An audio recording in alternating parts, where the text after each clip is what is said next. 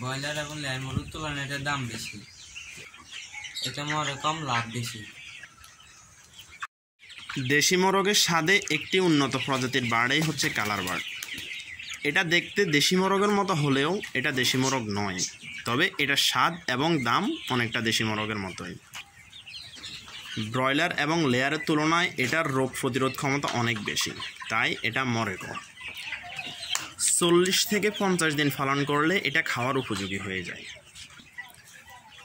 40 দিন পালন করলে এক একটি কালার বার্ডের ওজন হয়ে যায় 850 থেকে 900 গ্রাম, আর 50 দিন পালন করলে হয়ে যায় 1000 থেকে 1200 গ্রাম।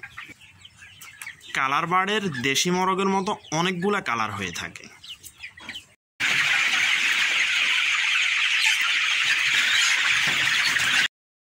এটার বাজার মূল্য ব্রয়লার এবং লেয়ারের তুলনায় অনেক বেশি। কালার বার্ড পালনে ব্রয়লার এবং লেয়ার থেকে তুলনামূলকভাবে অনেক কম খাদ্য লাগে। আজ আমরা এসেছি সফল খামারি রাজু আহমেদের খামারে, যে ব্রয়লার, লেয়ার, কালার বার্ড তিনটাই পালন করেছে। আজ আমরা তার থেকে জানবো কালার বার্ড পালনের বিস্তারিত। রাজু, তুমি তো ব্রয়লার, লেয়ার এবং কালার বার্ড তিনটাই পালন করেছো।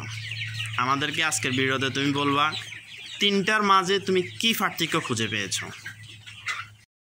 ব্রয়লার এবং লেয়ার মুরগির তুলনায় এটার দাম বেশি, এটা মরে কম, লাভ বেশি। ধন্যবাদ রাজু, পার্থক্য আমাদেরকে সুন্দরভাবে বোঝানোর জন্য। রাজু, এখানে কালার বার্ডের কতগুলো বাচ্চা দেওয়া হয়েছে? 1800। রাজু, এগুলার বয়স কতদিন হয়েছে? 36 দিন। দেখে তো মনে হচ্ছে এগুলা খাওয়ার উপযোগী হয়ে গেছে। রাজু, 36 দিন এগুলোর ওজন কতটুকু হয়েছে? 800 থেকে 900। রাজু, অসংখ্য ধন্যবাদ তোমার খামার অভিজ্ঞতা আমাদের সাথে শেয়ার করার জন্য। তো প্রিয় ভিউয়ার্স, আর দেরি নয়, আপনার খামার পরিকল্পনার প্রথম চয়েসেই থাকবে কালার বার্ড।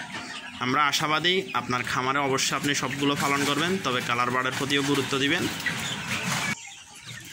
অসংখ্য ধন্যবাদ আপনাকে কৃষি একটি বাণিজ্য চ্যানেলের পক্ষ থেকে অভিনন্দন। ভালো থাকবেন। আসসালামু আলাইকুম রহমতুল্লাহি ওয়া বারাকাতুহু।